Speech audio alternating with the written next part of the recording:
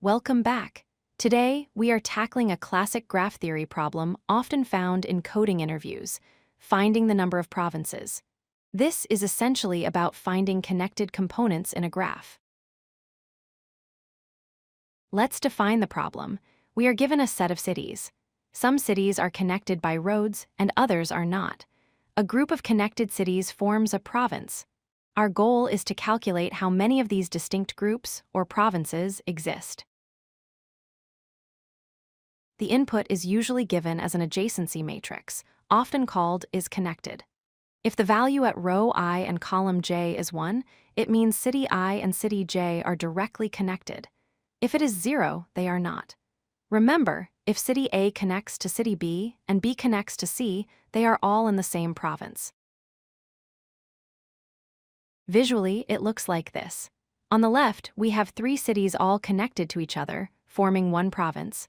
On the right, 2 cities form a separate province. An isolated city would also count as its own province. We just need to count these clusters. The logic to solve this is straightforward. We need to iterate through every city. If we encounter a city that we haven't visited yet, it means we've discovered a brand new province. We then explore that entire province to mark everyone in it as visited and increment our counter. We can use depth-first search, or DFS, for the exploration. We maintain a visited array. We loop from 0 to n-1. If a city is not visited, we trigger DFS and increment our count. The DFS function will recursively find and mark all connected neighbors.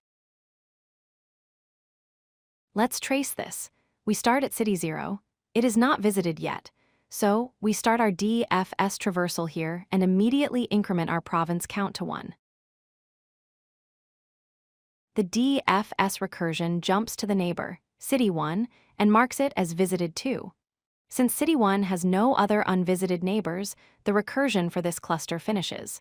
We have successfully marked the entire first province. Back in our main loop, we check city 1, but it is already visited, so we skip it. Then we check city 2. It is not visited. This means city 2 belongs to a new, separate province. We increment our count to 2 and explore it. Finally, let's look at performance.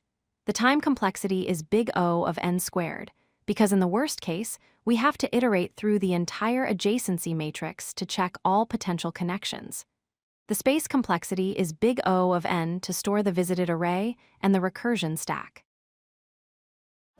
If you like this video, hit that like button and don't forget to subscribe.